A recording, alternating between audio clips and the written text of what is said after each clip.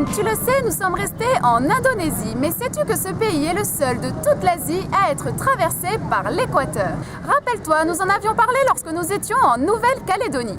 C'est cette ligne imaginaire qui matérialise la frontière entre l'hémisphère nord et l'hémisphère sud. Eh bien, cette ligne de 40 000 km ne coupe que 20% de terre. Tout le reste traverse des océans. Le climat des régions positionnées sur ou proche de l'équateur est très spécial. Il s'agit du climat équatorial qui ne regroupe qu'une seule saison. Il s'agit d'une saison humide et chaude.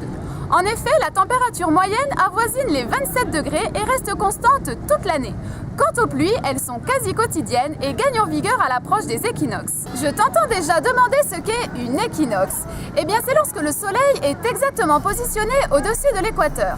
Cela se produit 2 fois par an, au tout début du printemps en mars et de l'automne en septembre. Voilà, c'est fini pour le point météo. Aujourd'hui, nous allons à la découverte de l'ensemble de Prambanan. Tout comme le temple de Borobudur que nous avons visité la semaine dernière, il a été inscrit au patrimoine mondial de l'UNESCO en 1991. C'est au coucher du soleil que cet ensemble majestueux est le plus impressionnant. Dépêchons-nous, il ne faut pas louper ça.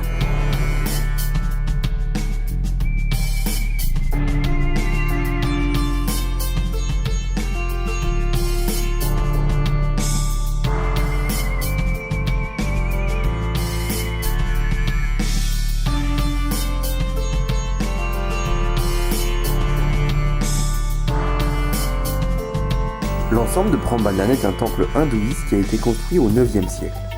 À l'origine, il comptait 240 temples, 8 dans son enceinte principale d'environ 1000 m² et tous les autres disposés juste autour, reposant sur une plateforme rectangulaire de 390 mètres par 222 mètres.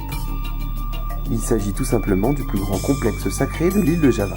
Malheureusement, au cours de l'histoire, une succession de tremblements de terre a touché la région, détruisant par la même occasion la quasi-totalité des constructions.